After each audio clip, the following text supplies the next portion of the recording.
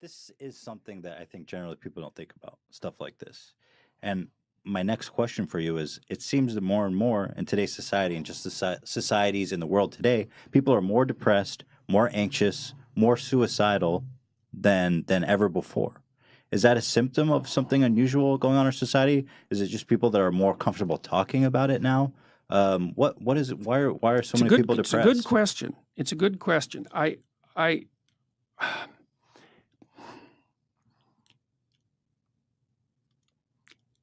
I think at least part of it is the complexity of our society. It isn't certain how the future is going to lay itself out, and it isn't certain that what you knew in the past is going to be sufficient for you to move forward into the future. So there's lots of opportunity, but it's very complex. And it's not easy to keep up in our world. You know, like if you look around the world, you might think, well, the happiest people are those where the standard of living is the highest. That's actually not the case. Right. And you think, okay, but why wouldn't that be the case? It's like, what do you want? Malaria and death at 40? Obviously not. But then you think, okay, what's the price you pay for a high standard of living? Well, that's easy. You virtually always sacrifice the present for the future. You're always working. I mean, you guys, you're fairly influential and you've got this good thing going, but like it could crash at a moment's notice. You better keep your eye on it. And every day you're thinking, okay, this has to be done and this has to be done and this has to be done. And it pays off. I mean, you have a nice studio and I would presume a reasonably comfortable life, but it's not like you're not running on a treadmill to keep that going. And so that's security and it's health, but it isn't necessarily happiness, and it's certainly not necessarily freedom from anxiety. Sure. And I would say most people in the modern world, weirdly enough, have far too much to do. You know, 2 career families and a couple of kids. It's like, man, you're done. That's 60 hours a week of flat out work. Yeah. So, and that can be too much.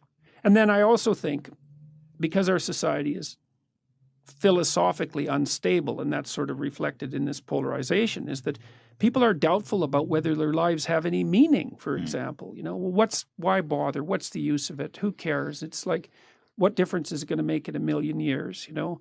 And life is hard, and if you just have a nihilistic viewpoint, then it's easy to be swamped by doubts and existential angst and all of that. And like, I think that's a mistake, because I think that your life can be very meaningful.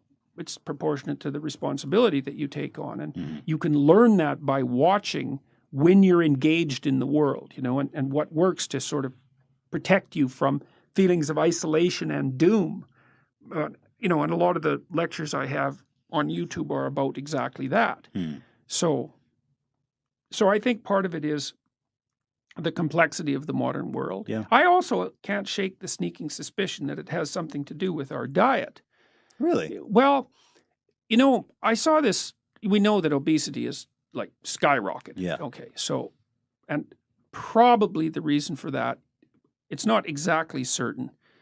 There might be complicated reasons for it, but certainly one of the reasons is that people eat far too many carbohydrates. Right. You know, I saw this video from World War II about and in one of the scenes they showed all these men in New York lining up to be inducted, and it's like, you know, 20 blocks of guys with no shirts on standing in line to be inducted. Every single one of them was bone thin. Do you Every think it's the insecurity and the negative feelings that come with being overweight, or the actual food? No, I think there's something wrong with what we're eating. Interesting. And, yeah, I mean, there's more and more evidence that dietary sensitivity, for example, is linked to conditions like schizophrenia.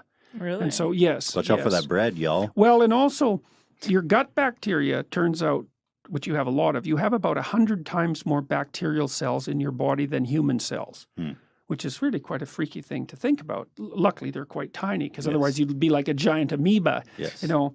But the gut biome produces a lot of neurochemicals. And so it does play an integral role in the regulation of your mood, which is also a very strange thing. I've been following that, just how bacteria is starting to play more in human health, like probiotics and stuff like this can regulate your mood.